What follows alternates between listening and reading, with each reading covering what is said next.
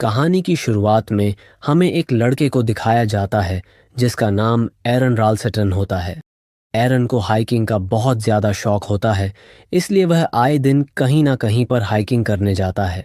अब एक दिन एरन डिसाइड करता है कि वो हाइकिंग पर जाएगा, और जब वो हाइकिंग पर जाता है तो हमें दिखाया जाता है कि एरन एक ऐसी जगह पर आया होता है जो कि एक बंजर इलाका होता है। एरन जब हाइकिंग कर रहा होता है तो उसे दो लड़कियां दिखती हैं। ये दोनों लड़कियां रास्ता भूल चुकी होती हैं। एरन उन दोनों से कहता है कि क्या मैं तुम्हारी मदद कर सकता हूँ। अब एरन इन्हें गाइड करने के लिए इनके साथ चल पड़ता है। जब ये काफ़ी दूर पहुँच जाते हैं तब एरन इन्हें कहता है कि मैं एक और रास्ता जानता हूँ, और मैं यकीन दिलाता हूँ कि आपको इस सफ़र में बहुत मज़ा आने वाला है। इसके बाद ये तीनों पहाड़ी दर्रों से गुजरना शुरू कर देते हैं। ये रास्ता बहुत पतला होता है, और जब ये थोड़ा आगे पहुंचते हैं तो एरन नीचे गिर जाता है। ये देखकर दोनों लड़कियां डर जाती हैं। इन्हें लगता है कि एरन नीचे गिरकर मर गया। तभी एरन नीचे से आवाज लगाता है। नीचे बहुत सारा पानी होता है। एरन दोनों को नीचे कूदने के लिए कहता है, और वे दोनों एरन की बात मानकर नीचे कूद जाती हैं। ऐसा करते हुए इन्हें बहुत मज़ा आता है। इसके बाद ये काफ़ी देर तक उस पानी में एंजॉय करते हैं। वहां से निकलने के बाद एरन को हाइकिंग पर आगे जाना होता है, और क्रिस्टी और मेगन को अपने घर जाना होता है। एरन उनसे पूछता है कि क्या हम दोबारा मिलेंगे। मेगन कहती है कि कल रात हमारे घर पर पार्टी है और तुम भी आ सकते हो। इसके बाद एरन वहां से निकल जाता है। अब एरन पहाड़ी दरों से आगे बढ़ रहा होता है और उस पूरी हाइकिंग को एंजॉय कर रहा होता है। जिस रास्ते से एरन गुजर रहा होता है वह रास्ता काफी पतला और ऊंचा होता है। वहीं पर एक बड़ा पत्थर होता है जिसका एरन सहारा लेता है, और उस पत्थर के सहारे वह आगे बढ़ने की कोशिश करता है। तभी वह पत्थर खिसक जाता है। इसकी वजह से एरन नीचे गिर जाता है, और वही पत्थर एरन के दाहिने हाथ पर गिर जाता है। अब एरन का हाथ दो तंग पहाड़ियों के बीच एक बड़े पत्थर के नीचे दब जाता है। एरन को बहुत ज्यादा चोट तो नहीं लगी होती, लेकिन उसका हाथ फंस जाता है और बाहर नहीं निकलता। वो अपने हाथ को निकालने के लिए बहुत सारी कोशिशें करता है, लेकिन उसकी सारी कोशिशें नाकाम हो जाती हैं। जब उसे पूरा यकीन हो जाता है कि उसका हाथ यहाँ से नहीं निकल सकता, तो वो क्रिस्टी और मेगन को पूरी ताकत से आवाज़ लगाता है, लेकिन उसकी आवाज़ बाहर तक नहीं जाती, क्योंकि वहाँ चारों ओर सिर्फ बंजर इलाका होता है और इंसान का कोई नामो निशान नहीं होता। इसके बाद एरन अपना बैग खोलता है और उसमें जो भी हाइकिंग का सामान होता है उसे बाहर निकालता है। एरन को पता होता है कि उसे यहाँ से किसी भी हालत में निकलना होगा, वरना यहाँ पर महीनों तक कोई भी नहीं आता। एरन को बैग से एक छोटा सा चाकू मल्टी टूल नाइफ मिलता है। वह उस नाइफ से पत्थर को काटने की कोशिश करता है, लेकिन यह चट्टान इतनी ठोस होती है कि उस पर कोई फर्क नहीं पड़ता। इसके अलावा एरन का दाहिना हाथ पत्थर के नीचे दबा होता है, इसलिए उसे बाएं हाथ से पत्थर तोड़ने में बहुत परेशानी होती है। लेकिन वह हार नहीं मानता और कोशिश करता रहता है। इसी दौरान एरन के हाथ से नाइफ नीचे गिर जाता है। अब वो उसे सीधे हाथ से नहीं उठा सकता, क्योंकि वो उससे दूर जा गिरा होता है। लेकिन एक लकड़ी की मदद से एरन उस नाइफ को अपनी तरफ खींच लेता है और फिर से कोशिश शुरू करता है। पत्थर को काटते काटते उसके नाइफ की धार पूरी तरह से खत्म हो जाती है। वह पूरी तरह नाकाम रहता है। इसके बाद रात हो जाती है। एरन को बिल्कुल भी समझ नहीं आता कि वो यहाँ से कैसे निकलेगा, लेकिन फिर भी वह कोशिश करना बंद नहीं करता। सुबह होती है और एरन को यहाँ फंसे हुए 25 घंटे हो चुके होते हैं, लेकिन अभी तक उसे निकलने का कोई रास्ता नहीं मिला होता। तब वह अपना कैमरा ऑन करता है और जो कुछ भी इन 25 घंटों में उसके साथ हुआ होता है उसे रिकॉर्ड करता है। वह कहता है कि मैं पिछले 25 घंटों से यहाँ फंसा हूँ और किसी को भी पता नहीं है कि मैं यहाँ आया हूँ।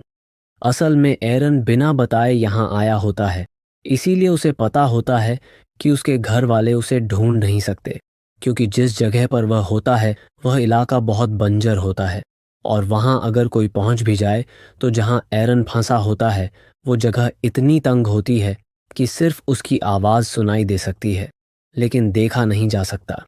एरन रिकॉर्डिंग करते वक्त कहता है कि उसके पास खाना बहुत कम है, और पानी सिर्फ 400 से 500 मिलीलीटर ही है। उसी दौरान जब एरन रिकॉर्डिंग कर रहा होता है, उसे लगता है कि ऊपर कोई है।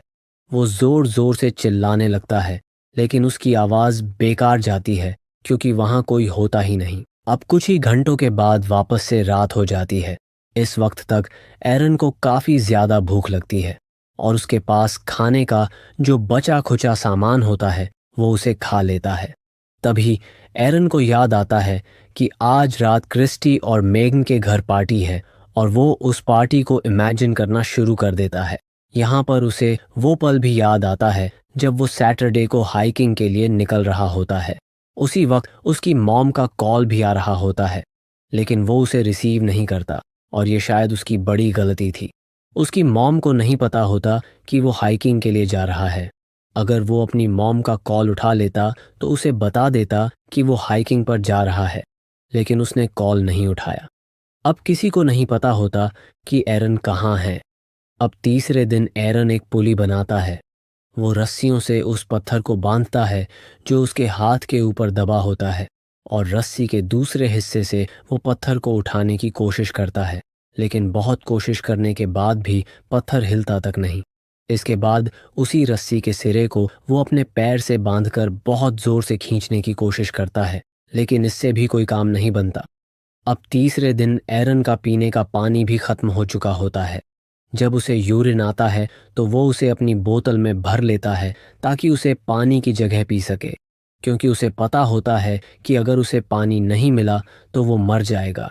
और अब उसे अपना ही यूरिन पीना पड़ता है। यहाँ तक आते आते वो काफ़ी ज़्यादा बोर हो जाता है। एरन के पास अब करने के लिए कुछ भी नहीं बचा होता, इसलिए वह हर छोटी छोटी चीज़ पर ध्यान देने लगता है।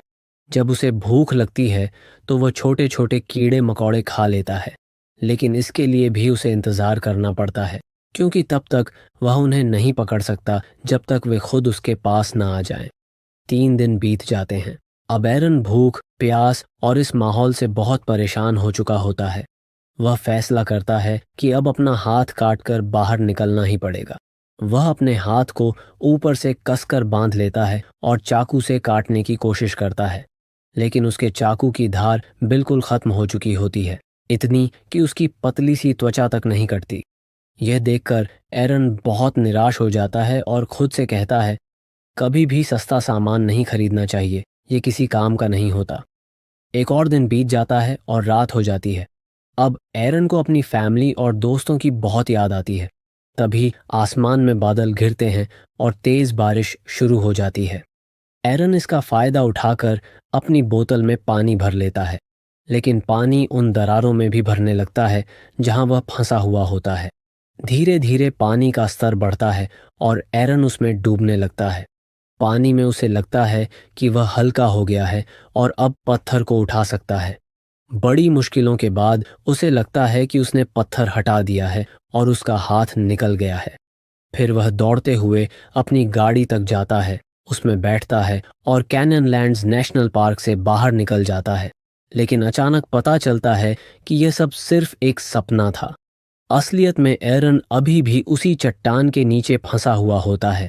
वह जोर जोर से चिल्लाने लगता है, क्योंकि अब उसे कई दिन हो चुके होते हैं और वह बहुत थक चुका होता है। उसे अजीब अजीब सपने और भ्रम, हेलुसिनेशन आने लगते हैं। एरन को वहां फंसे हुए अब 4 दिन हो चुके होते हैं और यह उसका 5वां दिन होता है। अब उसका व्यवहार पूरी तरह बदल चुका होता है। वह अपने आप से बातें करता है, खुद की कमेंट्री करता है और सोचता है, अगर मैंने उस दिन माँ की कॉल उठा ली होती और उन्हें बता दिया होता कि मैं यहाँ आ रहा हूँ, तो आज शायद मैं यहाँ फंसा नहीं होता। जिस दुकानदार से मैंने सामान खरीदा था, अगर उसे भी बता देता तो शायद वह मेरी मिसिंग रिपोर्ट करवा देता, लेकिन मैंने किसी को कुछ नहीं बताया। एरन अपने माँ बाप को याद करते हुए कहता है, मैं तुम लोगों से बहुत प्यार करता हूँ। अब तक उसकी सारी उम्मीदें टूट चुकी होती हैं। वह भूखा प्यासा और दिन ब दिन कमज़ोर हो रहा होता है। एक बार फिर एरन अपने हाथ को कसकर बांधता है। उसका चाकू अब बिल्कुल बेकार हो चुका होता है। इस बार वह उससे हाथ काटने की कोशिश नहीं करता, बल्कि चाकू की नुकीली साइड को अपनी त्वचा में गाड़ देता है। चाकू उसकी हड्डी तक पहुंच जाता है, जिससे उसका खून बहना शुरू हो जाता है। लेकिन इसके आगे एरन कुछ नहीं कर पाता, क्योंकि वह अब बहुत ज़्यादा कमज़ोर हो चुका होता है। एरन खुद से कहता है, शायद यह पत्थर पूरी ज़िंदगी मेरा ही इंतज़ार कर रहा था, शायद यही मेरी डेस्टिनी है। इसके बाद वह चट्टान पर RIP, रेस्ट इन पीस लिखता है और अपनी जन्मतिथि भी लिख देता है, क्योंकि अब एरन को यकीन हो चुका होता है कि वह यहाँ से जिंदा नहीं निकल पाएगा। अगली सुबह जब उसकी आंख खुलती है तो उसे कुछ विजन दिखाई देते हैं। इन विजन में उसे एक बच्चा दिखता है जो उसका भविष्य का बेटा होता है और उसके साथ खेल रहा होता है। ये सब देखने के बाद एरन का आत्मविश्वास फिर से बढ़ जाता है। अब एरन अपने फांसे हुए हाथ को पूरी ताकत से विपरीत दिशा में धक्का देता है और जोर लगाकर अपनी हड्डी तोड़ देता है। इसके बाद वह अपने चाकू, जिसे उसने धारदार बना लिया था, से धीरे धीरे अपना हाथ काटना शुरू करता है और आखिरकार अपने हाथ को शरीर से अलग कर देता है। आज़ाद होने के बाद एरन अपने उस हाथ की फ़ोटो खींचता है जो अब भी पत्थर में फंसा रह जाता है। फिर वह बहुत मुश्किल से उस दर्रे से बाहर निकलता है। बाहर आकर उसे बारिश का जमा हुआ पानी दिखाई देता है। वह वहां जाकर जी भरकर पानी पीता है, क्योंकि पिछले 6 दिनों से उसने न तो खाना खाया था और न ही सही से पानी पिया था। इसके बाद वह आगे बढ़ता है, लेकिन कैननलैंड्स नेशनल पार्क से बाहर निकलना आसान नहीं होता, क्योंकि यह एक बहुत बड़ा और वीरान इलाका होता है। दर्द में होने के बावजूद भी एरन खुद पर भरोसा रखकर आगे बढ़ता रहता है। तभी उसे एक फैमिली दिखाई देती है जो हाइकिंग के लिए आई होती है। एरन उन्हें आवाज लगाता है। वे लोग दौड़कर उसकी ओर आते हैं और तुरंत मदद के लिए सिक्योरिटी को बुलाते हैं। थोड़ी देर बाद वहां एक हेलीकॉप्टर पहुंचता है और एरन को हॉस्पिटल ले जाया जाता है। कुछ समय बाद एरन बिल्कुल ठीक हो जाता है। उसने जो अपने बेटे का विजन देखा था वह आगे चलकर सच होता है। 3 साल बाद एरन की मुलाकात एक लड़की से होती है जिसका नाम जेसिका होता है। दोनों शादी कर लेते हैं और फिर उनका एक बेटा होता है जिसका नाम लियो रखा जाता है। इतना बड़ा हादसा झेलने के बावजूद भी एरन ने हाइकिंग करना कभी नहीं छोड़ा। उसने अपने पैशन को जिंदा रखा और जहां भी जाता वहां यह नोट जरूर लिखता कि वह कहाँ गया है। यह मूवी एक सच्ची घटना पर आधारित है। असल में यह हादसा 26 अप्रैल 2003 को हुआ था, जब एरन राल्स्टन 6 दिन तक उस चट्टान में फंसा रहा और उसने अपना हाथ काटकर अपनी जान बचाई।